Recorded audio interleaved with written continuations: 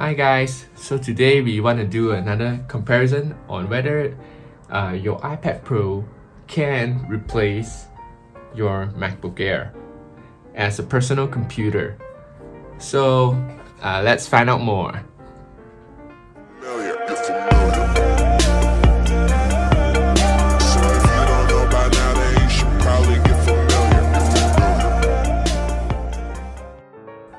Let's talk about iPad first. The iPad is, this is 11 inch and there's also one 12.9 inch. So if you like it portable, you can get a smaller one. You can even hold it in one hand. And for me, I bring this bag along. Yeah, so it fits perfectly and I can put some other stuff like AirPods and stuff. So it's really convenient and portable compared to the 12.9 inch model. But if you only use it at home and you are not planning to bring it out, you can get the 12.9 inch iPad. And this is not the 2020 model, it's the 2018 model. I got this on a discount. It was about $600 for the base model, and yeah, I mean it's about the same specs. Of course you do have the new LiDAR scanner and some camera upgrades, and yeah, but it's all quite minor. So if you're on a budget like me, I'll get the 2018 model because you're still getting a lot of specs, and you're still gonna have a smooth there won't be any issues with speed, definitely, because this packs the A12X Bionic chip, and it's really pretty overkill for any kind of things you do here. So you can even edit 4K videos, Photoshop, you can do whatever you want, and you would not feel it's slowing down or lagging in any way. Next, we'll talk about the MacBook Air's display. It's a 13-inch display, and you can still put it in a backpack, a standard size backpack. It is still quite light. It's like about 3 pounds.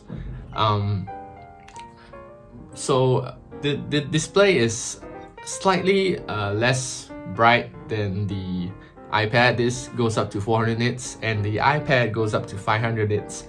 So if you're using indoors, I do not have an issue using this indoors, but I've yet to try it outside because of the corona thing, and I'm not bringing my MacBook out yet.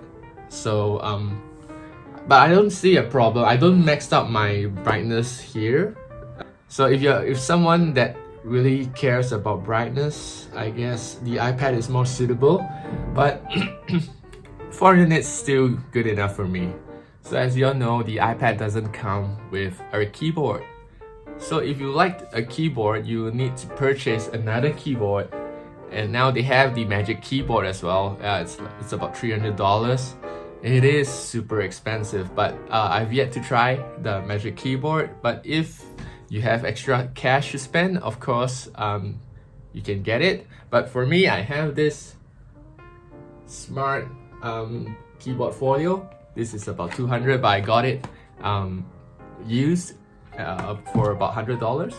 So yeah, for me, I don't really want to type on my iPad. For me, iPad is more to the touch screen. And if you're someone who wants to type a lot, I would suggest the MacBook Air, as it's the new Magic Keyboard, and you can still get a Magic Keyboard here, but it will be a bit smaller. But for the 12.9 inch, I guess it's okay. But if you're buying a 12.9 inch, you are looking at MacBook size. But if you consider getting keyboards as well, and you're looking to get the Magic Keyboard, the total cost will be a lot higher for your whole setup. So you gotta think about cost as well. And for me, I like everything in one. So this is all in one. You have the trackpad, you have the keyboard, but you do not have the Apple Pencil. So the Apple Pencil, if you're the kind of guy who likes to, or maybe you're a student, you jot down notes, in class, and you need the Apple Pencil, and you can even do colors. So some people, they remember better with doing colors. I mean, jotting their notes in different colors. So if you're that kind of person, you're looking at the iPad, and if you want to do some sketching for your art or designs, you're looking at the iPad and the Apple Pencil. Now let's talk about operating system. The MacBook uses the Mac OS system and the iPad uses iPad OS. Basically, I prefer the interface of the MacBook because it looks more like the old school computer, and you can organize your files more systematically, I guess. It looks better, and I would say it's more convenient. In your iPad, you have to use the Finder app. The Files app. The Files app to store all your data, and I still like the way MacBook stores their. It's more organized. Next, let's talk about camera. So camera, I guess the iPad, you have a rear camera and you also have the front-facing camera. So if you're a person that's doing a lot of video conferencing and you do it like on a daily basis, I would go for the iPad. This is because the MacBook Air only has a 720p front-facing camera, and the iPad has the 1080p. So for video-wise, the iPad is gonna look better. And if you're using the MacBook Air, I actually use this to do some video conferencing. I did Zoom, and it was running really hot, and the fans were just ramping up. So it's quite noisy. I mean, if you don't care about the noise, then it's okay. But for the person who's talking to you, I bet they'll be hearing a lot of noise around. So if you're doing video conferencing on a daily basis, I strongly suggest to go with the iPad. Okay, and besides that, the iPad has a Face ID, and the Touch ID is on the MacBook Air. So far, none of the MacBook lines has a Face ID. Yeah, it doesn't have Face ID, so not yet, but pretty soon I bet they'll be coming. Okay, so who is this MacBook Air for? Perhaps if you're a student and you type a lot, you need to do some research and do your papers, and you're not looking into using touchscreen or the Apple Pencil, the MacBook is for you.